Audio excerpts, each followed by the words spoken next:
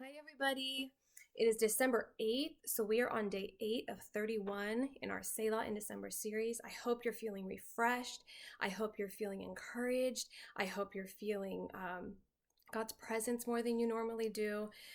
Today, we're just going to take a few minutes and talk about how God's light brings clarity and wisdom to situations. How many of you feel at times like you have no idea what's happening or you have no idea which direction to go?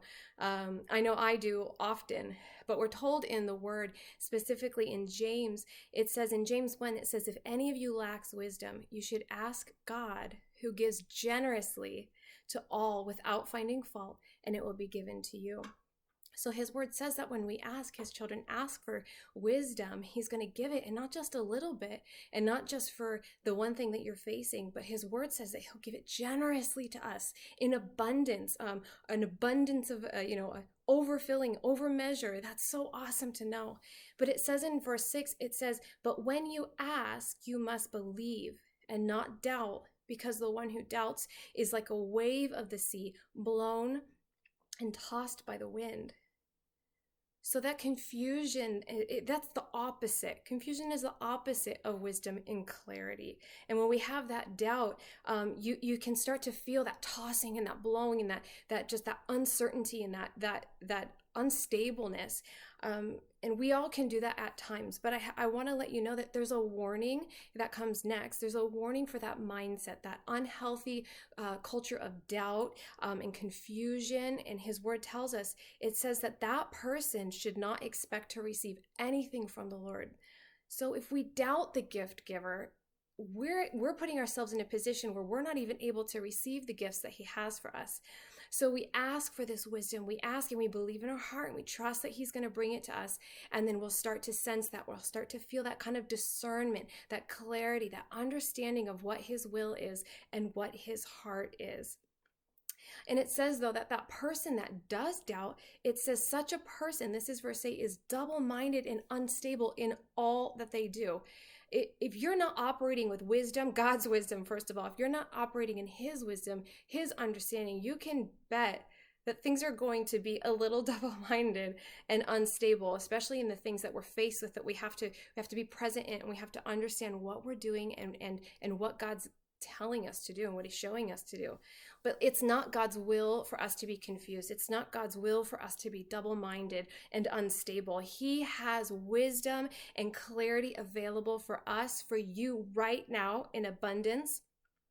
And his will for us in everything in our life is always is to be clear. And will everything in life always make sense? No. Will everything work out the way we thought we knew it would go? No, it's not going to.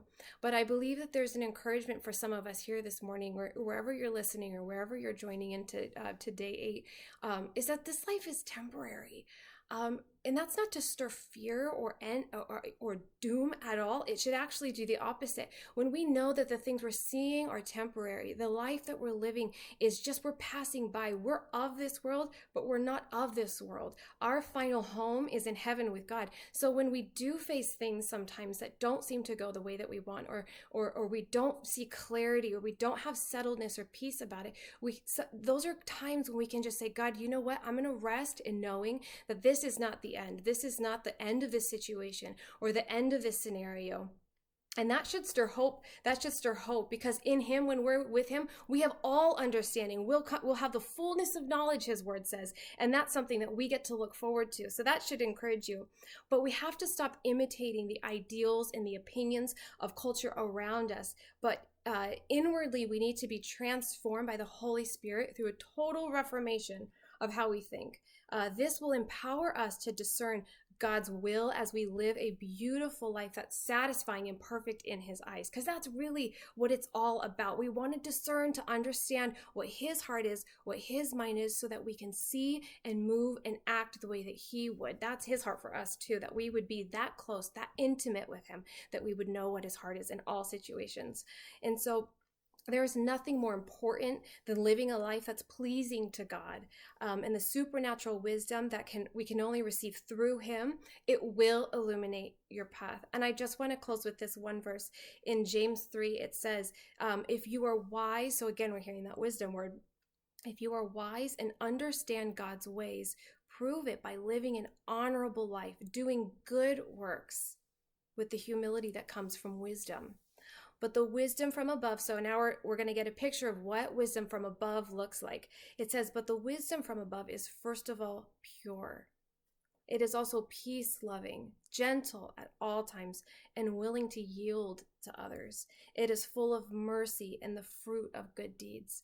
So today, as you're going throughout your day, I just want to encourage you, when you're feeling a little bit lost or confused or uncertain, in those moments, the word says that we can come and we can say, God, I need your wisdom. I need your discernment. I need your clarity on this situation. And his Holy Spirit will give that to us. So I want to encourage you. If things are feeling a little bit unstable, don't worry. You're not alone.